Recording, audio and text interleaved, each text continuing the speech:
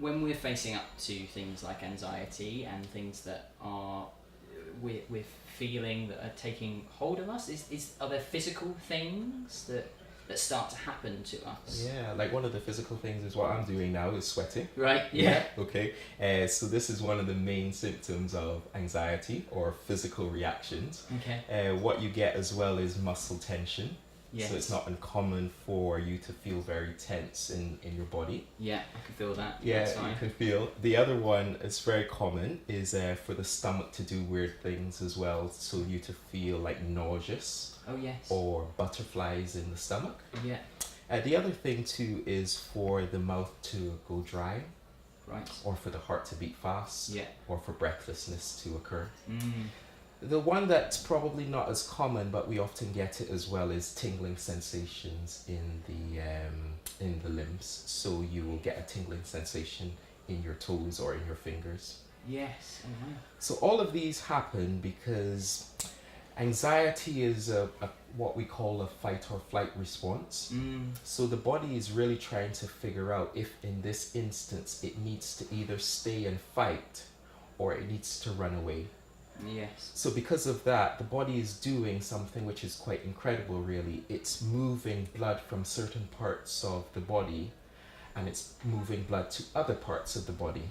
So it's decided that digestion is maybe not as important, so it takes it away from the stomach. So that's why we get the nausea and we might need to go to the loo as well. And it's pumping the blood to the parts of the body that maybe need to have the blood. So the heart needs to get it really so that we can get ready to run. The muscles are going to be tense so that if we are hit, that we are almost bracing ourselves. So even though it might feel threatening, the body's actually doing something which is aimed at keeping us well. The body does this sweating thing because it is concerned about overheating. Yes. And it's trying to cool itself down as well. Okay. And that's why I get sweaty palms. Exactly. So anytime when I go to the hospital and I'm like sat there and I'm in the hospital waiting to go in and these palms are getting really sweaty, that's me. That's my body trying to help me. Yes, for sure. Great. Yeah. That's nice. We don't like it, of course. Just stop doing it. That'd be great. We don't like it and we wish that it would stop, but it is its natural way of protecting us. Yes. or helping us to cope better. And I guess one of the hardest things with like cancer patients, I guess especially, is the fact that when these things are happening, yes, when you're overheating or you're feeling like you're overheating, when your heart's racing or like you're getting tingles, like the tingles thing was really interesting to me. Like there's an element of suddenly going, well, what's going on in my body, and exactly. Actually that must then add to the anxiety because it's... Yeah, for sure. So one type of anxiety disorder that I didn't mention before is a panic disorder. Right. And that happens because we become very anxious about the anxiety symptoms themselves. Right.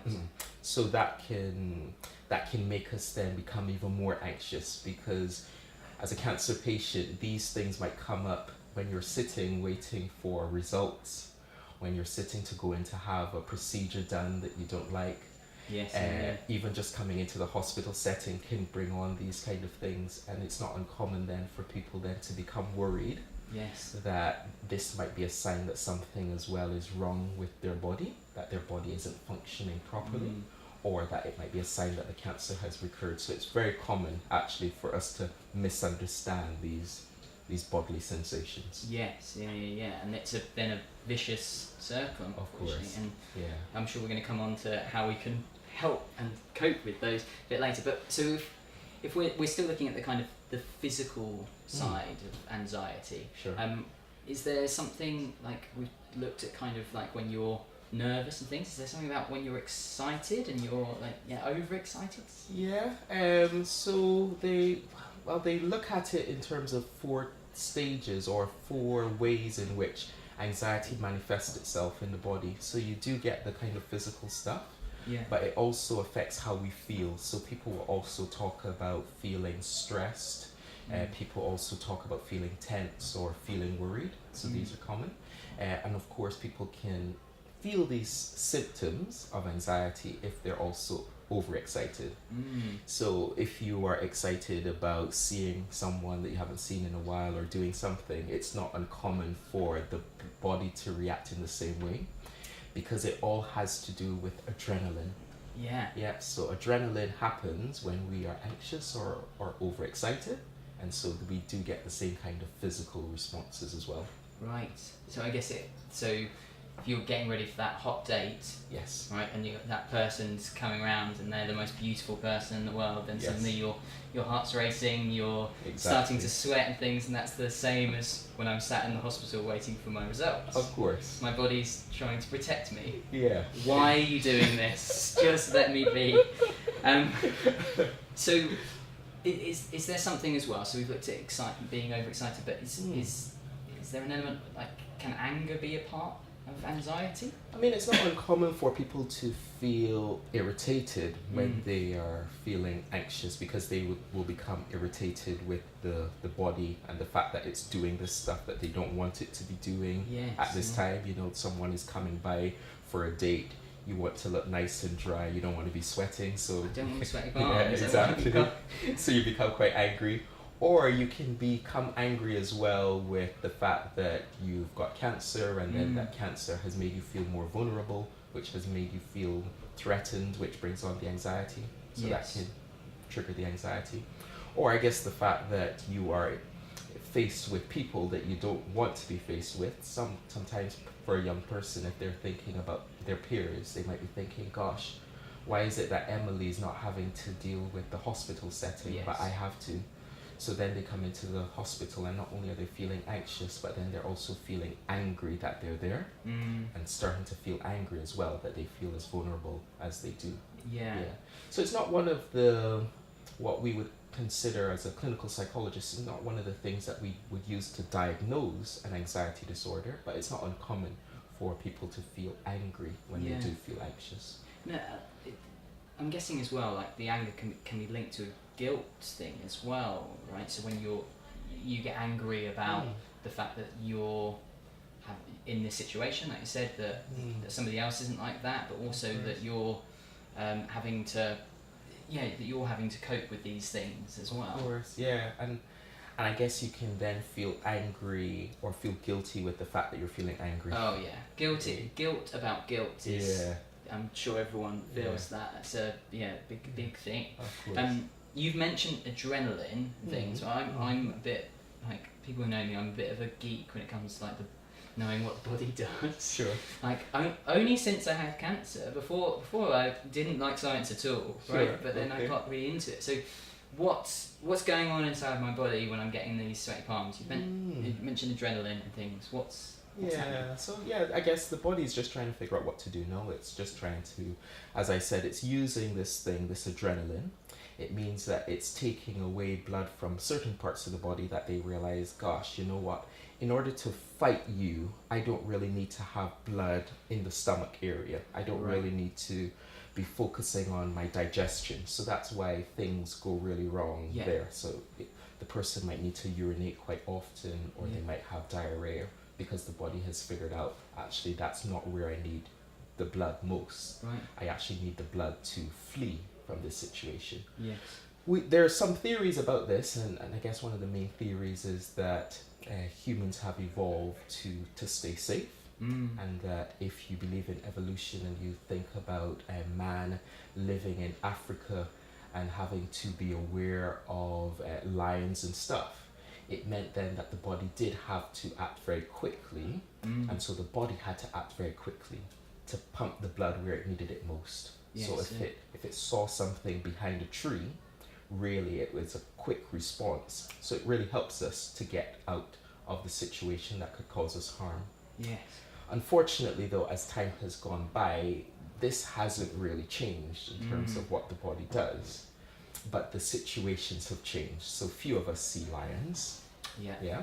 But a lot of us have other things that seem to bring up these kind of anxiety responses. Yes. So used to be lions, now it's somebody on Instagram posting a picture, of course, and you going, oh, look at them, they're having a great time, and I'm not. Yeah, and then you suddenly get anxious about it. And it's like, okay, for sure. So it's exactly the same. It's just lions, Kim Kardashian, Kim Kardashian. Yeah, I never thought that I would be agreeing to a statement like that, but right. Yes, I think you that's have true. agreed to it. So now, so that's like, they're all the physical things that are happening to us at that point, and Sure. there's also a lot going on emotionally and things. And Yeah. what's the emotional side of anxiety? Yeah, so as I was mentioning to you earlier, it's very common for us to feel tense, for us to feel stress, and for us to worry quite a bit. So there's the emotional stuff that happens, but there's also the behavioral stuff that happens as well. Yeah. So when you observe an anxious person, they will be the one who will be pacing up and down because they find it very hard to stay still. Yeah. Which is not surprising because you've got all of that kind of energy happening Yeah. in the body. And the other behavioral stuff that we seem to do is we fidget quite a bit. So we move our arms and stuff quite a bit. And then one of the main ones though is that we then tend to do stuff or don't do stuff. So it's very common for us to avoid certain situations. Right. So you remember I talked to you about all the different types of anxiety disorders. Mm-hmm. So it's not uncommon then for us to cope with this kind of stuff that's happening in our body by learning to avoid certain situations. So if I realize then that every time I see the consultant that I am getting anxious and I don't like anxiety, in my attempt to manage my anxiety, I will then try to avoid seeing the consultant. Yes, Yeah, so these are some of the other things that are part of the anxiety response. And then does that have a kind of a knock-on effect about your kind of well-being, in the sense of like sadness and things entering? Is that? Yeah, I mean, it's not uncommon then for people who are anxious to become depressed, because in our attempt to get rid of the physical sensations of anxiety or the other stuff that comes with anxiety, we might try to avoid situations. And even though that might help to reduce the feeling of anxiety, in some ways it doesn't help us because it's taking us away from the stuff that is important to us. So it's not uncommon then for people to start to become quite depressed. One of the things that can happen is that people can have physical changes as a result of their cancer, and whether or not that's because of the illness or because of the treatment. So then they might worry that someone might notice what's happening to them physically. So let's say, for instance, that they have maybe gained weight. And so what they might then start to worry is being in social situations where they worry that people might be talking about their weight. So in an attempt to manage that, they will start to avoid social situations. Yes. Their anxiety will drop, but sadly that will mean then that they will start to become more isolated. And then that leads to depression becoming a problem then. Yeah, I was thinking from my own experiences of, so I had ESHAP. And as part of ESHAP, you get pumped with a lot of water to go alongside it, and it made me fill out a lot, and I suddenly made me plump out and things, and I looked a lot larger and things, and I would be very aware of what I looked like. But actually, like, since my treatments end and things, I get more nervous about the other side. Wow. So it's more about when anybody says, and it's normally my nan, and she's 93, so it's okay that she says this, but she's like, she'll look at me and she'll go, "Oh, Toby, you're so thin, aren't you?" And straight away, that in my head, I go, "Why am I so thin? Why have I lost so much weight recently?" And it's only because she wants to give me another cake. Okay. But it's those moments, I guess, of and people don't know that that's a trigger for me. It's talking about my weight. So for sure, because I mean, I think weight is one of the things, and it's quite understandable because then we associate weight as linked to certain cancers. Indeed, some people who have been diagnosed with certain types of cancers would have experienced weight loss. Yes, so it's not uncommon then if someone then mentions, "Gosh, what's wrong with your weight?" for you then to become anxious and wonder if that means that something is going on with your body. Yes. Which can lead to heightened anxiety as well. Yes, Again, she's 93. Yes. So she's okay. Yes. I let her off. Yes. Because she's really cute. Sure. But those thought patterns that are part of it as well, that kind of repetitive thinking. Yeah. Is that's a big part of anxiety? Yeah, because I guess when we are anxious, we do spend a lot of time ruminating. We will start to think about something more and more, almost in our attempt to maybe problem solve, or sometimes it's funny because we worry because we think that worrying will make the problem go away. Right. But sadly, what it means is you can just find yourself in a loop of worrying about stuff. So it's not uncommon then for when we're anxious for us to ruminate, to be thinking a lot of things as well. Yes. Or to get what might be considered intrusive thoughts. Yes. Where it's not that we want to have a thought, but it just seems to come out of nowhere. So the thought is maybe your cancer will come back. That's a thought that can come into the head. And then the person can find that they then spend a lot of time thinking about the cancer coming back, the consequences of that, and that in itself just leads to more and more feelings of anxiety. Yes, and building up. For sure. Overwhelming, I think, is a big part of it, isn't it? Which is tricky because when we're anxious, right, the brain doesn't do very well at solving problems, because that's one area that the blood then doesn't really go to very well. Right. We find it very hard to concentrate when we're anxious. Okay. So it means that we're not best placed then to be thinking through things very carefully. Yeah, which is difficult. If we're, because you're saying that it actually goes back to fight or flight thing. Yes. So if does it not make the adrenaline go to the brain to make you go, I've got to attack this or run, and so doesn't that not make your concentration better in that regard? No, actually, because that is so instinctive. Right. Okay, so the should I run or should I fight? Those are just two things that you're possibly dealing with. Right. Yeah. Now, it can be said that the caveman who would hear like a might just, you're not going to maybe sit around and think, oh, I wonder if that's a bear, or I wonder, oh, it might be a little pussycat, blah, blah, blah. Because the body wants to keep you safe, so you make very quick decisions, rash decisions. So you run away just with the sound, and then you might come to realize, actually, I didn't need to run away at all. So the body's almost doing a bit of a shortcut, because it's not going to stand and think through things very carefully, because it wants to keep you safe. A more modern example would be crossing the street.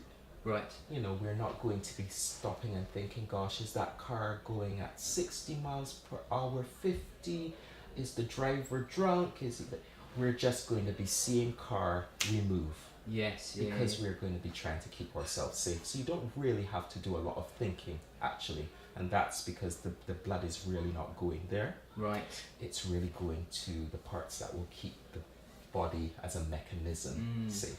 So it's actually the processing is the difficult thing. Yeah. The responsiveness is easy. Yes. Okay. Exactly.